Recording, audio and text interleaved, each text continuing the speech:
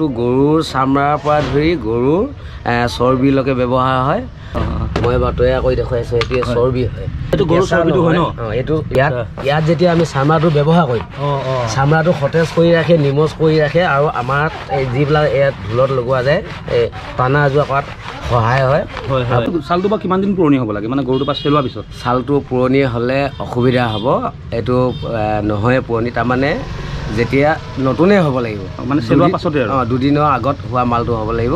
হয়, যদি পুৰণা হৈ যায় বস্তুটো বেয়া হৈ যায়। চেউৰী পোৱালি আৰু দমৰা এইবিলাকত তালি ছাইডটোত যিটো হাতৰ ছাইডে বজায় সেইটো মানে চেউৰী হয়, আৰু মাৰি ছাইডে বজোৱাটো মানে দমৰা হয়, আৰু বাকীখিনি হালোৱা গৰুৰ বুৱতিবিলাক ওলায়। বুৱতিবিলাক হালোৱা গৰুৰ পৰা ওলায়। হয়, বিহু বুলিলে আমাৰ পুৰুষসকলৰ অতিকৈ প্ৰিয় বস্তুটো হ'ল ঢোল, আৰু মোৰ ঢোলটো নষ্ট হৈ আছিলে, মেৰামতি কৰিব দিলোঁ আমাৰ ককাইদেউক, আৰু আজি ঢোলটো নিব আহিছোঁ। ককাইদেউ কি খবৰ? ভালে আৰু বিহু বতৰ যথেষ্ট ভালে। বিহু কেনেকুৱা চলিছে? বিহু খুবেই ধুনীয়া। এবাৰ মাঘ মাহৰ পৰা বিহু চলিছে। হয় নেকি? 400-500 ঢোলৰ অৰ্ডাৰ অসমৰ ইটো মূৰৰ পৰা ইটো মূৰলৈ। 400-500 ঢোলৰ অৰ্ডাৰ? 400-500 ঢোল মাঘ মাহৰ পৰা এবাৰ আৰম্ভণি। হয় নেকি? আমাৰ ইটো মূৰৰ পৰা একেবাৰে ধুবুৰীৰ পৰা শদিয়ালৈ আৰু এবাৰ নামৰূপ, তেজপুৰ, গোলাঘাট, চৰাইদেউ, নাহৰকটীয়া, ইফালে নলবাৰী গ'ল, আৰু মানে এইখন কি কয় বঙাইগাঁও। হয়, তেনেকুৱা ঢোল। শিলচৰত দিলোঁ অলপমান। শিলচৰত দিলে? গতিকে শিলচৰটো বিহু মাৰে ন? শিলচৰত আছে আমাৰ অসমীয়াখিনিয়ে মাৰে আৰু। হয়, এয়া মই আপোনালোকক চিনাকি কৰি দিব লাগিছোঁ। এয়া হ'ল সেৱাশ্ৰী বাদ্য ভাণ্ডাৰৰ মালিক আৰু আমাৰ মধ্য অসমৰ মৰিগাঁও জিলাৰ 12 বজিয়াৰ এখন নিৰ্ভৰযোগ্য বাদ্য প্ৰতিষ্ঠান। আজি আপোনাৰ পৰা অলপ ঢোলৰ বিষয়ে শিকিম। প্ৰথমে আপোনাৰ নামটো কৈ দিয়কচোন বাৰু। মোৰ নাম শ্ৰী বিনোদ ডেকা। হয়, এয়া বিনোদ দা। আৰু এতিয়া হ'ব, এতিয়া ঢোলৰ বিষয়লৈ আহোঁ। প্ৰথমে আমাৰ ঢোল বুলি ক'লে এটা অপৰিহাৰ্য বস্তু হ'ল আপোনাৰ গৰু ছাল। হয়, গৰু ছাল নহ'লেতো ঢোল অসম্ভৱ। এই ঢোলত বাৰু অকল গৰু চালে ব্যৱহাৰ হয় নে আৰু কি ব্যৱহাৰ হয়? এইটো গৰু চালে ব্যৱহাৰ হয়। ম'হৰ বা ছাগলীৰ তেনেকৈ? ম'হৰ, ছাগলী, সৰু সৰু যিবিলাক ঢোল হয়, আজিকালি বয়স অনুপাতে ঢোল ওলালে। আগতে এটাই ঢোল, এতিয়া বয়স অনুপাতে ঢোল ওলালে। গতিকে তেনেকৈ ছাগলী ছালটো খুব কম সৰু ঢোলত ব্যৱহাৰ হয়। বাকী ঢোলত মানে এইটো চেউৰী পোৱালি আৰু দমৰা এইবিলাকত তালি ছাইডটোত যিটো হাতৰ ছাইডে বজায় সেইটো মানে চেউৰী হয়, আৰু মাৰি ছাইডে বজোৱাটো মানে দমৰা হয়, আৰু বাকীখিনি হালোৱা গৰুৰ বুৱতিবিলাক ওলায়। বুৱতিবিলাক হালোৱা গৰুৰ পৰা ওলায়। হয়, ঠিক আছে। এইটো ছালটো বা কিমান দিন পুৰণি হ'ব লাগে, মানে গৰুটো পৰা চেলোৱাৰ পিছত? ছালটো পুৰণি হ'লে অসুবিধা হ'ব, এইটো নহয় পুৰণি, তাৰমানে যেতিয়া নতুনেই হ'ব লাগিব, মানে চেলোৱাৰ পাছতে আৰু দুদিনৰ আগত হোৱা মালটো হ'ব লাগিব। হয়, যদি পুৰণা হৈ যায় বস্তুটো বেয়া হৈ যায়। পুৰণা হ'লে বেয়া হৈ যায়, ভেঁকু এটা সৃষ্টি হয়, ভেঁকুটোৰ পৰা ছালটো অনিষ্ট হৈ যায়। একদম ফ্ৰেছটো হ'ব লাগিব। আচ্ছা, ঠিক আছে। এইটো ক'ৰ পৰা আনে আপোনালোকে বাৰু?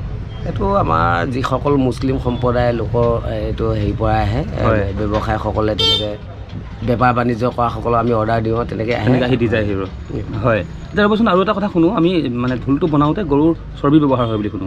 চৰ্বিটো লাগিবই। এইটো হ'ল গোটেইটো প্ৰকৃতিৰে বস্তু। হয়, প্ৰকৃতিৰে বস্তু। গৰুৰ চামৰাৰ পৰা ধৰি গৰুৰ চৰ্বিলৈকে ব্যৱহাৰ হয়, আৰু এইটো কাঠৰ খোলাৰ পৰা ধৰি সেইটোও প্ৰকৃতি, গাইজনীও প্ৰকৃতিয়ে, আৰ্টিফিচিয়েল একোৱে নাই, গোটেইখিনি প্ৰকৃতিৰ ওপৰতে। বাঁহডাল প্ৰকৃতি, গোটেইখিনি প্ৰকৃতিৰ ওপৰতে নিৰ্ভৰ। বেলেগ ইয়াত মানে বৈজ্ঞানিক কোনো বস্তু নাই। হয়, গতিকে ইয়াতে গোটেইখিনি প্ৰকৃতিৰ ওপৰতে সৃষ্টি হয়। হয়, এতিয়া মই বাৰু তৈয়াৰ কৰি দেখুৱাইছোঁ, এইটোৱে চৰ্বি হয়। এই চৰ্বিটো আকৌ ৰিফাইন কৰা হয়। এইটো গৰুৰ চৰ্বিটো হয় ন? এইটো ৰিফাইন কৰা হয়। তেওঁলোকে কৰি দিয়ে ৰিফাইনটো। ৰিফাইন কৰি পেলাই এনেকৈ মানে আমাৰ চাবোনৰ নিচিনা ব্যৱহাৰ হয়।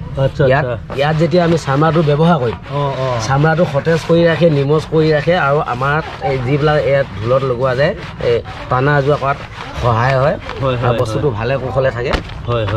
গতিকে এইটো আমি এতিয়া ব্যৱহাৰ কৰি ল'লোঁ। এইটো এনেকৈ ব্যৱহাৰ হ'ল? এইটো ব্যৱহাৰ কৰাৰ পাছত হ'ল এডাল কাঠৰ বিট। হয়, ইয়াত আমি চামৰা এটা ব্যৱহাৰ কৰিছোঁ, আৰু বেলেগ ধৰণকৈ আমি বাঁহৰো ব্যৱহাৰ কৰোঁ। গতিকে এইটো কোনো মেচিনেৰী মানে সেই মেচিনেৰী বস্তু নহয়, আমি নিজে তৈয়াৰ কৰা। ইয়াৰ পৰা গোটেই বুৱতিবোৰ একেটা সমানত জোখতে ওলাই যাবগৈ।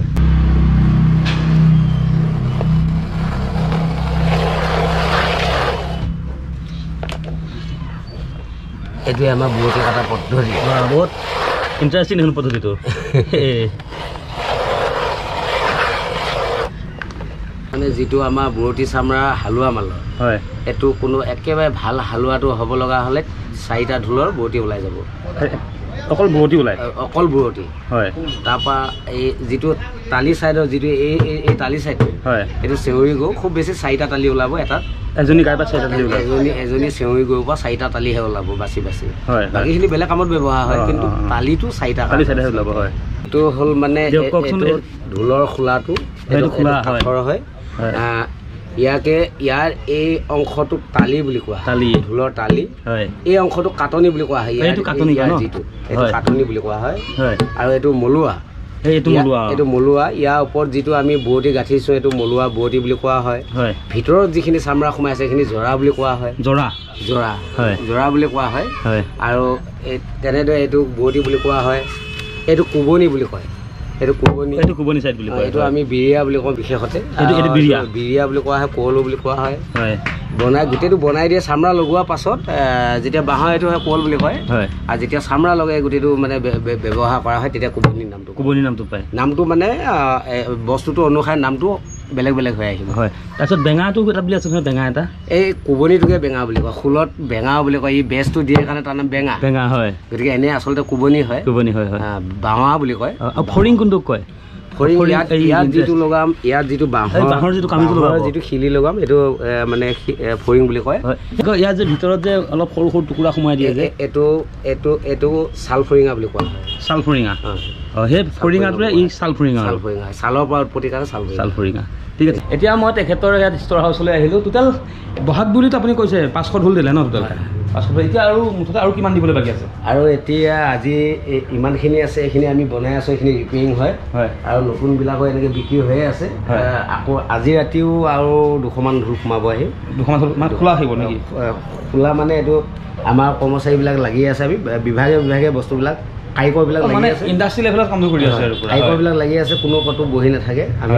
এতিয়া 200 ঢোল বনাব দিলোঁ গছৰ কাৰিকৰে গছ খোলাবিলাক বনাই আছে আৰু চামৰা কাম কৰে চামৰা কৰি আছে গতিকে মানে আমিতো অকলে এইখিনি নোৱাৰোঁ গতিকে কৰ্মচাৰী নহ'লে কামখিনি আমাৰ নহয় আৰু বচোন দে আমি ঢোল বিশেষকৈ দুটা কাঠৰ পৰাই বনাই নেকি কঁঠাল আৰু আম আৰু কঁঠাল তাৰ বাহিৰে বেলেগ কাঠ নহয় আজিকালি ব্যৱসায় লাইনৰ কাৰণে অনেক কাঠে ব্যৱহাৰ কৰা হয় গতিকে এইটো হ'ল যে যেনেকৈ চাহ খোৱা কাপটো ওৱান টাইম পেলাই দিয়া হয় তেনেকুৱা হয়তো এবছৰ কিনি পিছৰ বছৰ পেলাই দিব পাৰে সেইটো ৰেডিমেড ঢোল ৰেডিমেডটো যিটো যিকোনো কাঠৰে ব্যৱহাৰ হয় আচলতে কঁঠালৰ সাৰৰ ঢোলটোৰ শব্দটোৰ নিচিনা বেলেগ হ'ব নোৱাৰে আমৰো খুব মেচুইড হ'ব লাগিব লাষ্টিংটো কাৰ বেছি কঁঠালৰ বেছি নে আমৰ বেছি কঁঠালৰ সাৰটো হ'লে লাষ্টিংটো বেছি যাৱজ্জীৱন মানে বহুত মোৰ এটা এইটো ৰাখাৰ ওপৰত ব্যৱস্থা মোৰ ঢোলটোৱে 2000 চনত কিনা এতিয়া 2025 চন আৰু গৈ থাকিব ব্যৱহাৰ অনুপযোগী কৰি ৰাখিলে ব্যৱহাৰটো কমি এই বয়সটো কমি আহিব আৰু উপযোগী কৰি ৰাখিলে উপযোগী হৈ থাকিব বাঢ়ি এতিয়া এইটো দবা এনেকুৱা এটা দবা বৰ্তমান যদি বনাব যায় কিমান খৰচ পৰিব বাৰু এইটো দবা সদ্যহতে এতিয়া 20000 টকা 20000 টকা ন 20000 টকা অৰ্ডাৰ আছে এইটো